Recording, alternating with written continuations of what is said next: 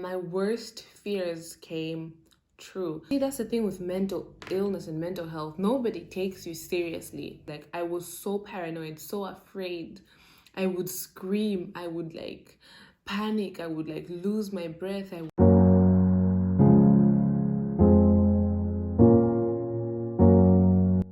Hello, Privetiki. Welcome back to or welcome to my channel. In today's video, like I promised in my previous video, I'll be talking about my struggles with mental health, which I faced in the end of 2020 and how I got through them, and just a few words of advice, okay? So let's start with the issue. What happened? What's going on? Or what even was I struggling with? So so this is funny, and I did mention that it's something I wasn't comfortable with telling a lot of people because of just the situation and how it sounds. Basically, I live in a hostel, right? And in the hostels, there has been an increase in the cockroaches. So this is something that we actually had 2 years ago. There were a lot of cockroaches in my hostel, and it was so bad to an extent where they would walk on my bed, on me, when I was sleeping 2 years ago. And I've lived with cockroaches before, like in my home country in Zambia. I would see them in the kitchen and stuff like that, and I've always known them as a normal insect, that just around. And that's how it was when I came to Russia. But then when they started walking on my bed and invading my privacy, just like my personal space, actually, it made me feel like they were bigger than me. It made me feel uncomfortable, like they have no boundaries, after being used to seeing them so far away, like in the kitchen, to having them actually walking on me. It really scared me. So when this happened 2 years ago, I reported the case to my hostel, and they had the cockroaches dealt with, and they went and whatever. Then recently, I noticed that was maybe 4 months ago. I noticed that cockroaches were coming back. There were cockroaches in neighboring rooms in my hostel and in the kitchen, and every time I was just so scared that they would come back into my room, and I just didn't want to have to live with cockroaches alone, because I'm in a hostel. The space is really only enough for 2 people. Yeah, and then my worst fears came true. The cockroaches started coming into my room as well. And I remember just being so anxious all the time I see a cockroach. I would be so anxious because I feel like the closer they get, seeing them in my corridor, then seeing them maybe in the bathroom, and seeing them on my door, and then seeing them in my room, I felt like they were getting closer and closer to me, and they would soon begin to walk on me again in my sleep. And this turned into a real mental issue. I began to have a real phobia for cockroaches. I began to lose sleep over these cockroaches. I remember the day I noticed it was so bad was the day I was coming back from the bathroom to come into my room to sleep, and there was a cockroach on the above my bedroom door, and I failed to walk through my bedroom door. I felt paralyzed. I just felt like it will fall on me, and I wasn't sure even what will happen. All I knew was that if it touches me, I'll die.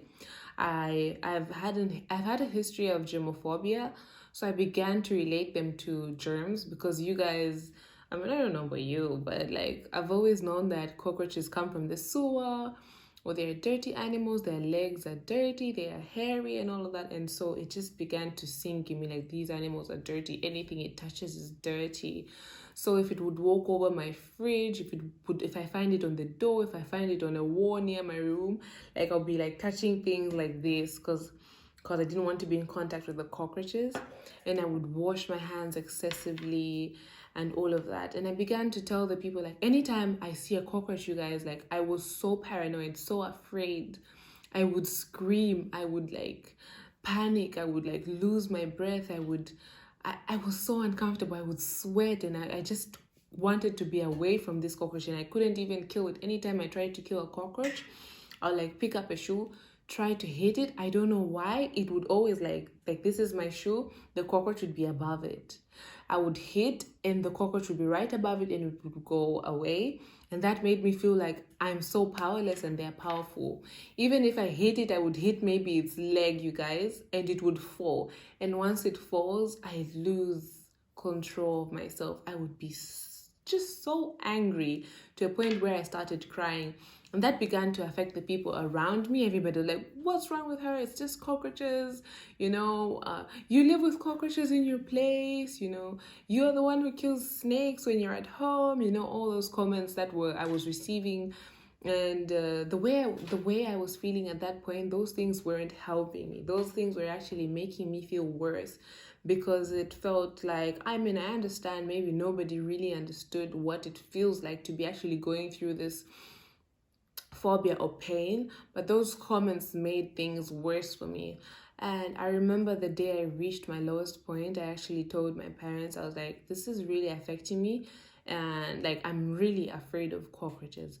Because you guys, I would fall asleep, and this is when I knew it was bad. When I was asleep, I wasn't asleep. I was seeing cockroaches, videos, and just live cockroaches like jumping at me. I was seeing them walking on me. I was seeing them on my wall in my room. I was seeing a number of them everywhere. And it was so bad that I couldn't sleep anymore. I began to have just headaches, constant headaches, because I spent about a week of not sleeping, not actually sleeping, but closing my eyes and waiting for morning, to be stressed even whilst I was awake. The only time when I was at peace was when I would leave my when I was leave my hostel and go somewhere outside. So I told my mom this day when I thought my eyes were facing some problems. I couldn't look at my phone anymore. My creativity stopped. I couldn't even study. Everything just stopped. I couldn't cook. I couldn't talk to anyone. I felt like everybody was just judging me and nobody really understood what I was going through. And so I told my mom on this day, like, I just feel really sick. I called the doctor. I said, my eyes hurt. I can't look at my phone anymore. And I bought eye drops on this day and I applied the eye drops, but nothing helped. And in the evening, I was crying. And when my mom called me first, I was talking like normally. I was just like, hi, how are you? And then I just began to cry. I was like, I'm really scared. I'm really scared of these cockroaches. And nobody seems to understand. I think that's what made it worse. Just nobody seemed to understand. You see, that's the thing with mental illness and mental health. Nobody takes you seriously. Nobody really feels like you're going through a real thing. Nobody takes it like a real disease, when it actually is. The way our bodies can get sick, that's the way our minds can get sick. So nobody was taking me seriously, and that hurt. That really, really hurt me. So having my mom hear me out that day, she just saved my life. Let me tell you, because I was already lost. I lost my mind. And I was even ashamed to talk to anyone about it, because nobody took it seriously while it was killing me, while I was in pain and everything. So she told me that she would help me sign up for therapy, and I'd begin therapy. And I remember just saying, thank you so much for believing me. Thank you for not judging me. Thank you for listening to me. Thank you for hearing me out, because it felt like a big problem in my life that nobody was listening to and nobody cared about, and nobody even wanted to hear me talk about it or express my fear about it. My problem was getting bigger and the amount of people I could talk to was growing smaller. So I was really in a bad state. Anyway, so after this, the following day, I actually got to call the therapist that my mom gave me. I talked to him about my phobia. I also told him, it was basically, what was it? It was like, it was a session where he was just analyzing my situation. So I talked about my paranoia. I also have been suffering from paranoia for a long time. And if you don't know what paranoia is like, it's also really bad, where you just, things that, if you hear that somebody's sick, you already begin to feel like, oh my gosh, they're gone and that's it and everything. It's very hectic. So yeah, we went through a session where I was talking about my fear of the cockroaches, my germophobia, how the people around me are affected and how it's affecting me, my paranoia and all of that. And then we set a timetable for how many times we'll be meeting. So bear in mind, this is a therapist that's in my country, so our meetings were on WhatsApp. During this therapy, first of all, I got to find out where my germophobia, where my fear of cockroaches even started. This is something we had to dig into my past. This is something that started a long time ago and only even developed now because of a build-up in events. So when I was young, there was actually a time when I was eating bread, and I remember like there was the maid around, the house help and everything, and my cousins, and everybody was talking, and they were talking about how in ShopRite, if you know ShopRite, they were saying bread in ShopRite is made by people stepping on it, and it's actually dirty. Yeah. And then I remember chewing bread, having tea chewing bread, and I was chewing something, and it seemed, I don't know, to me it felt like a cockroach. It wasn't confirmed, but it was so hard and it felt like a cockroach. And I just remember throwing up, and I was like, I didn't eat bread for maybe a month before I forgot about it, and like I started opening bread like this before I eat it, and then eventually I got used to eating bread, and then I started eating it again. And also germophobia is something that I was battling, or something that had been instilled in me from the time I was young. So it all built up into what I was facing now. And so the therapy sessions just were helping me understand germs, the fact that there are good germs and bad germs, the fact that they're part of the ecosystem. Also, we were looking at cockroaches, looking at why I'm afraid of them, helping me understand that I'm stronger than them, that I can kill them, and that it was what I was telling myself, that they're so ugly, they're filthy, and it was rewriting the story, rewriting the genesis, I believe is what it was called, of what I actually believe, about all these things, about cockroaches, about doors, and helping me understand that there's actually more germs in the world than there are on the doorknob I'm afraid of, or the taps that I can't close, or the toilets that I feel afraid of flushing, It was a practical lesson doing all of these things, yeah. And then we also went in to look at my paranoia and looking at death. It was real. Like, you guys, between these 12 sessions, it was just very hard for me to be creative because I couldn't come out and talk to anyone about it. And I was just facing my own commotion in my head, plus dealing with exams in that time. So the first 3 sessions actually of my therapy were actually we had to put them in 1 week so that I could actually get some things off my head before I could start my exams, So after looking at my paranoia, looking at death, looking at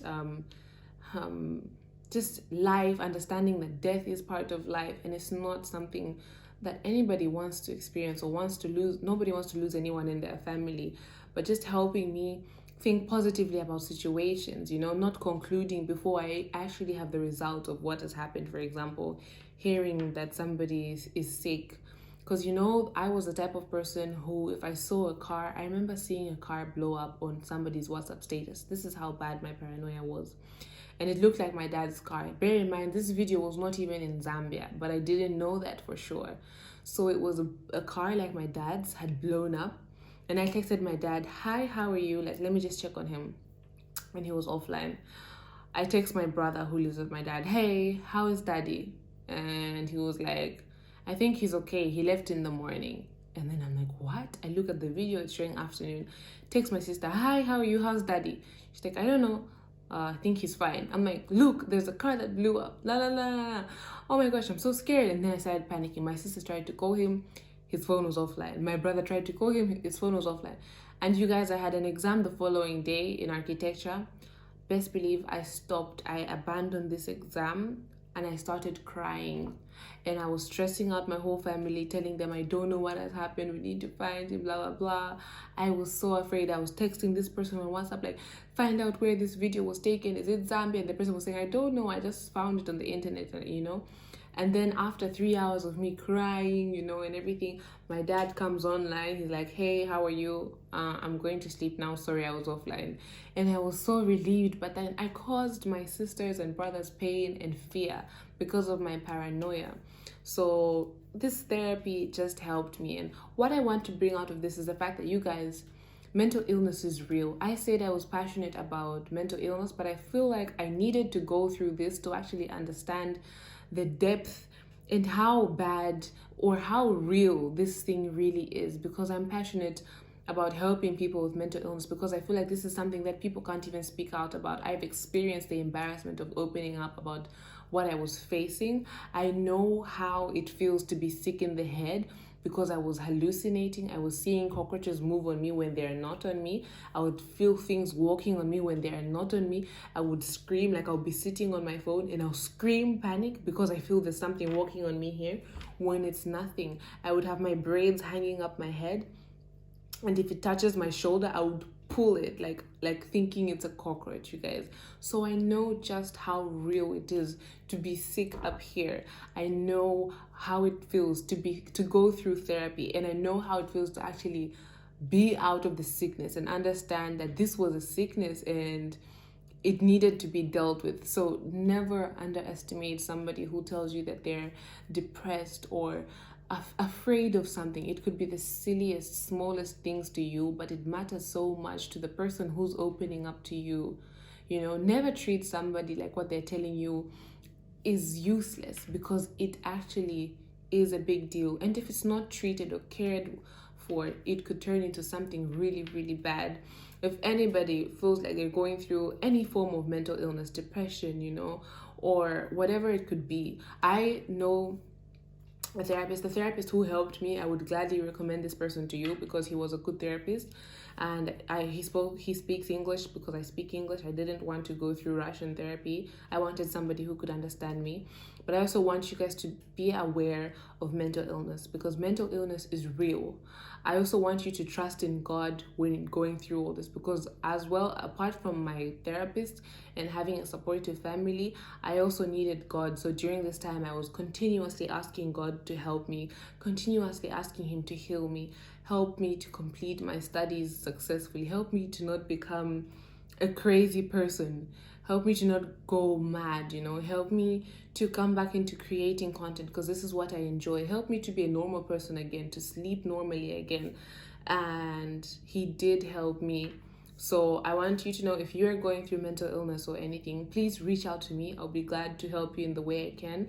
And I will be gathering more information about this, however and whenever, to help more people who are going through mental illness and supporting people in any way I can. So yeah, I thank God I'm fine now. This is what I went through. I wanted to share it with anybody who could need this. I want you to know that it's possible to be fine, and you just need to open up to the right people. Don't open up to people who want to hurt you, who don't care about what you're telling them, you know. Anyway, thank you guys so much for watching this long video. I hope it was informative and helpful, but I'm fine, and I'll be creating more content. If I do go missing, check on me. I'll appreciate that. But I think it'll be mostly because of my exams, because I'm in my final year now and I'll be dealing with my thesis. Anyway, thank you guys so much for watching. Don't forget to like, share, and subscribe, and watch out for my next video. Bye.